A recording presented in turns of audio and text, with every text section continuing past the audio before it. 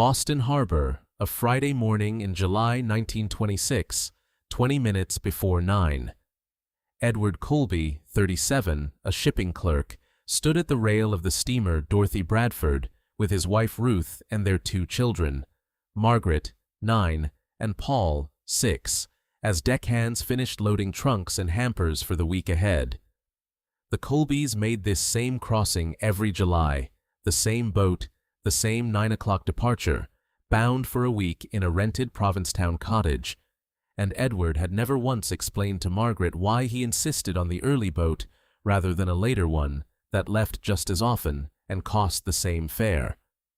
Margaret had already claimed her spot at the rail, the one that let her watch Boston's wharves and warehouses shrink behind them as the Dorothy Bradford worked her way out past the harbor islands.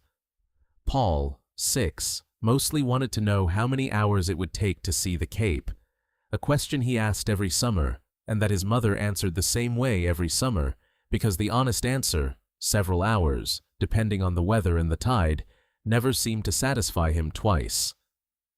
Edward had chosen the 9 o'clock boat for a reason that had nothing to do with arriving in Provincetown any sooner. The 9 o'clock crossing put the family on deck for the outbound passage in full daylight, watching Boston Harbor's islands and then the open water of Massachusetts Bay unfold in a specific, familiar order. And Edward had understood, without his own father ever telling him so in words, that the trip itself, not merely the week waiting at the other end, was the actual beginning of the Colbys' summer. What had Edward Colby learned about which boat to choose, and what the crossing itself was meant to give his children? And what did he expect several hours on the water to provide that a week in a rented Provincetown cottage waiting at the other end could not give them on its own? What the Colbys boarded that morning was the latest chapter in a route that had connected Boston to the very tip of Cape Cod since 1883, when the first Boston boat, the Longfellow, made the crossing to Provincetown. The Dorothy Bradford, which the family boarded in 1926, had entered service in 1911 under the Cape Cod Steamship Company, and by the time Margaret and Paul stood at her rail, she was already a well-established fixture of the route. She would go on to run the line for 26 years, longer than any operator before or since, apart from the modern company that runs the route today. None of that history mattered to Margaret or Paul standing at the rail. What mattered was simpler. The crossing took several unhurried hours, weather and tide depending, out across Massachusetts Bay toward the curved arm of the outer cape. Somewhere ahead of them, though not yet visible this early in the trip, stood Provincetown's Pilgrim Monument, the granite tower completed in 1910, tall enough to be the first thing a Boston boat passenger could pick out on the horizon, often a full hour before the town itself came into view. Edward Colby had made this same crossing as a boy with his own parents, on an earlier vessel whose name he could no longer recall with certainty. What he remembered precisely, standing at this rail with his own children a generation later, was the specific, patient rhythm of watching a landmark appear on the horizon long before the destination around it did. A landmark that told a boat full of Boston families the trip was nearly, but not quite, finished, and that the best part of the anticipation was still ahead of them. What did a route built this specifically? A genuinely contested, decades-old line, a tower rising on the horizon before the town it belonged to, several hours of open water in between, actually require of a family like the Colbys? And what did Edward's insistence on the early boat tell us about what he had truly brought his children aboard the Dorothy Bradford to get? Before we continue, if this kind of documentation is what you've been looking for, consider subscribing. Every video on this channel goes into one specific element of the American excursion boat trip between 1900 and 1980, what the steamer or the dayliner or the coastal tour boat actually offered, what the crew and the regular passengers built into the trip over years of repetition, and what families were actually getting from 2 hours on the water that the destination on either end could not give them alone. Not nostalgia for an old photograph of a steamer. the documented social meaning of a trip that a generation of American families built into their summers on purpose.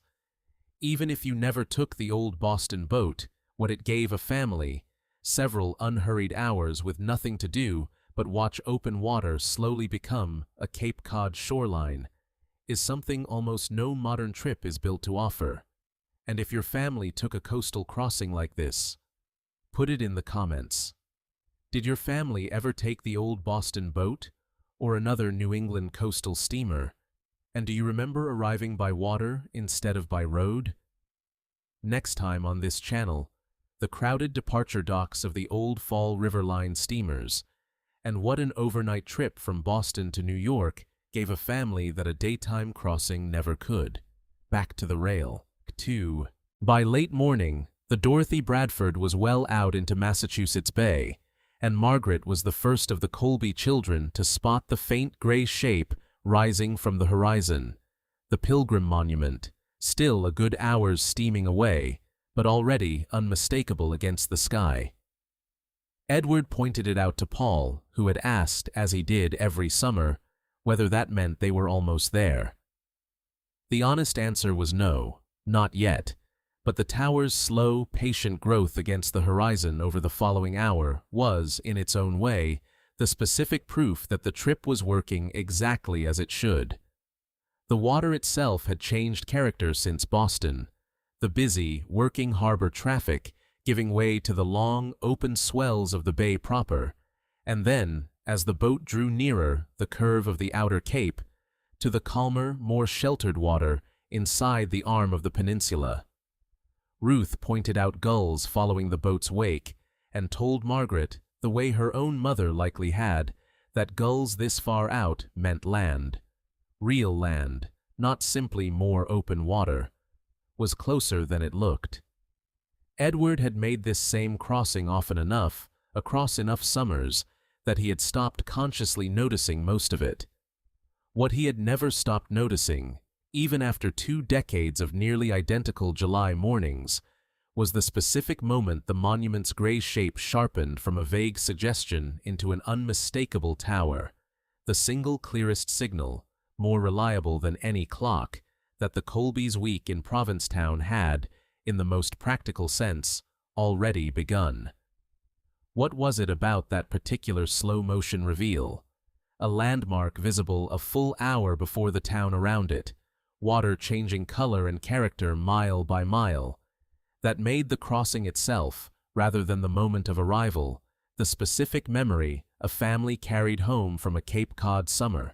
The Dorothy Bradford made her landing at Provincetown's railroad wharf in the early afternoon, and the Colbys disembarked into a town whose entire summer rhythm was built, in no small part, around the boat's arrival. For generations of children growing up in Provincetown, not the Colbys, who were visitors, but the town's own families, the incoming steamer was itself an event worth waiting for at the pier. Documented accounts from later decades of the same route, when boats named the Steel Pier and the Boston Belle carried the Boston crowd in the 1950s and early 1960s, describe local children specifically timing their afternoons to the boat's arrival, waiting for the wake she threw up to body surf, and diving for coins tossed by passengers near the fish market at the end of the pier, where a boy could trade a good afternoon's diving for lobster knuckles bought with what he'd found. Whether or not Provincetown children practiced this exact ritual in 1926, the way later generations documented it in the 1950s, the underlying fact was already true the summer the Colbys arrived. The Boston boat was not simply a way for visitors to reach the Cape.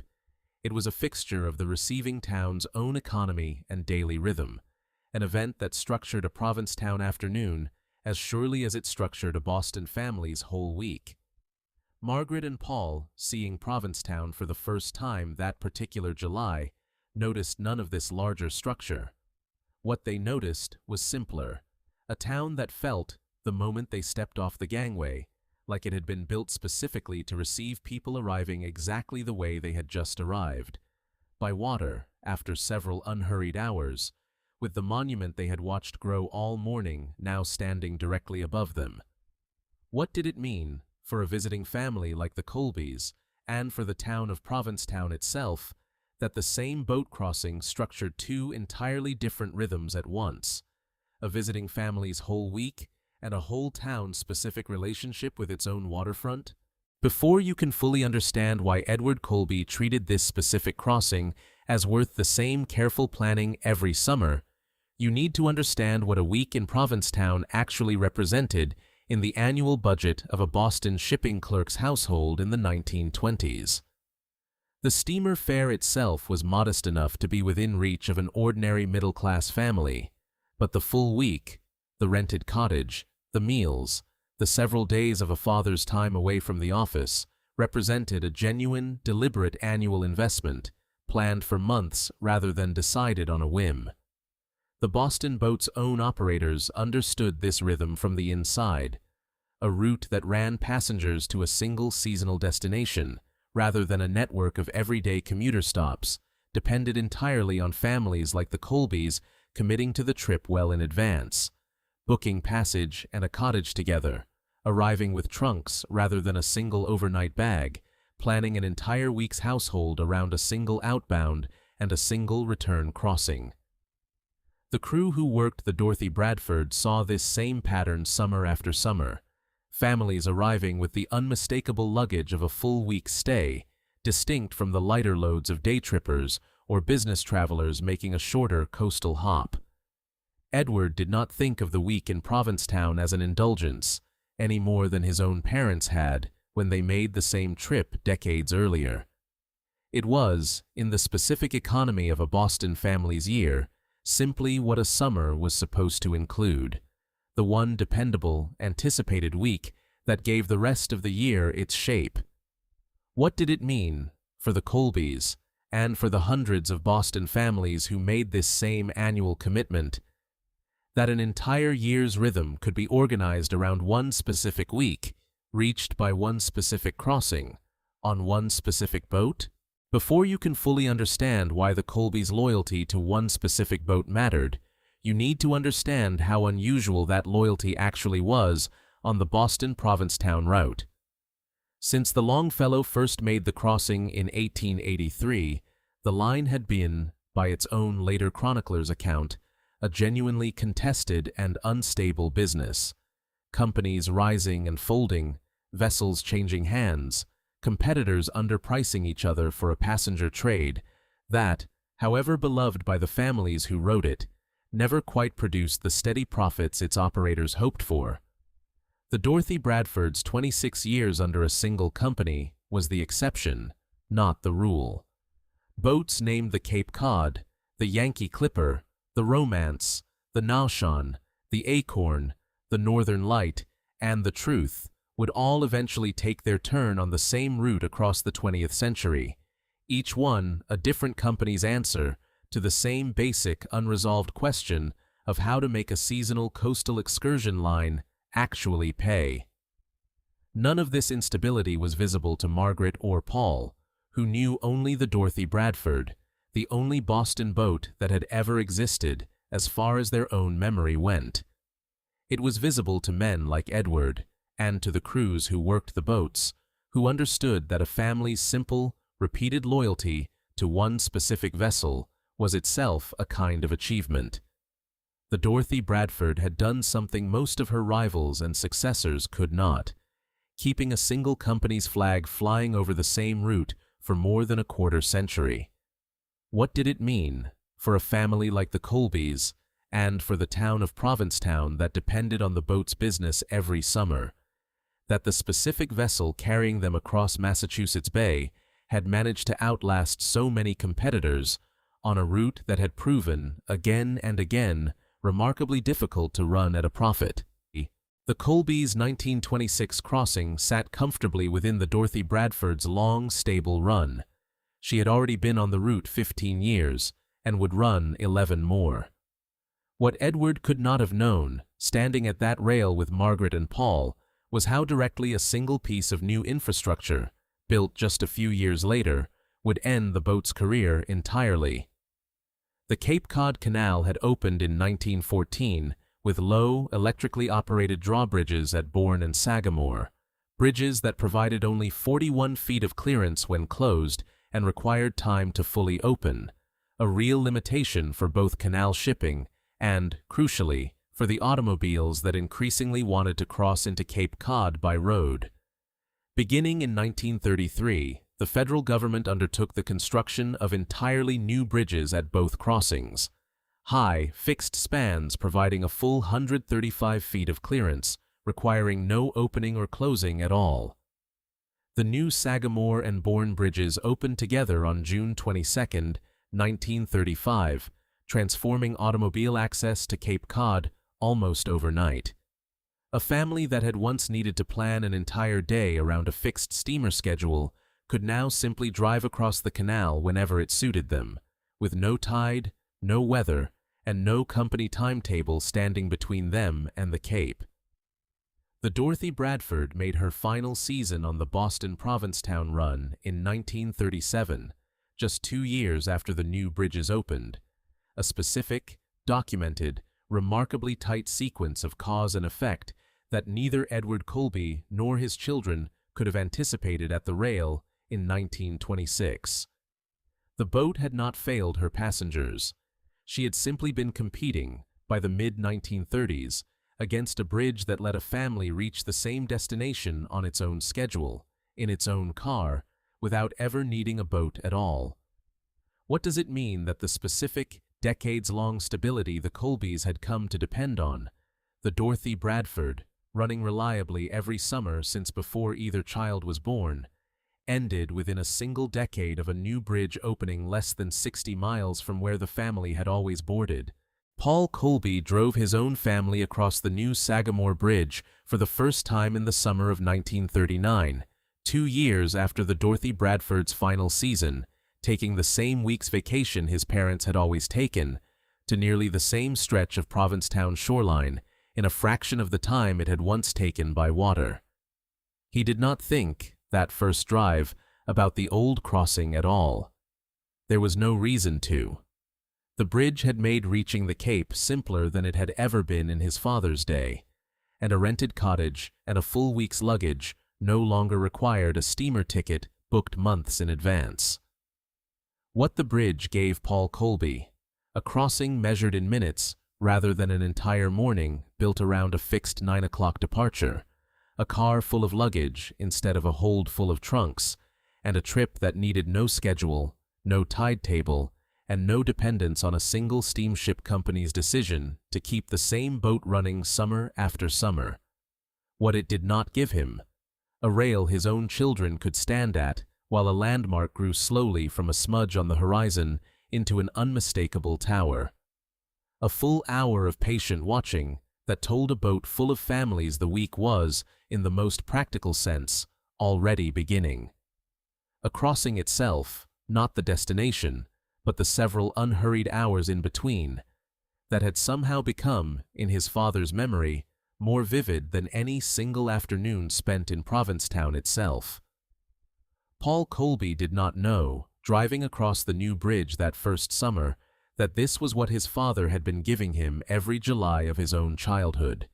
He came to understand it only years later, the first time his own son asked why they didn't just fly, or why the drive over the bridge felt like nothing at all compared to what his father described, and found that his best answer was not really an answer, but a specific, still vivid memory of a granite tower rising slowly against a summer sky, and his own father's hand at his shoulder while the whole width of Massachusetts Bay opened up in front of them.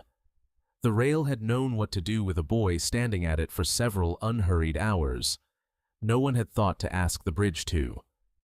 If this channel is going to keep documenting what the American excursion boat trip meant to the families who chose it summer after summer, subscribe. There are more steamers, more coastal crossings, more evening cruises, and more crowded docks that were the best few hours of somebody's whole summer, and were never described that way at the time because they didn't need to be. Even if you never took the old Boston boat, what it gave a family, several unhurried hours with nothing to do but watch open water slowly become a Cape Cod shoreline, is something almost no modern trip is built to offer. And if you have a memory of a steamer, a monument on the horizon, a rail you claimed every summer, a crossing you still remember in specific physical detail? Put it in the comments. Did your family ever take the old Boston boat or another New England coastal steamer? And do you remember arriving by water instead of by road? Next time, the crowded departure docks of the old Fall River Line steamers, and what an overnight trip from Boston to New York gave a family that a daytime crossing never could.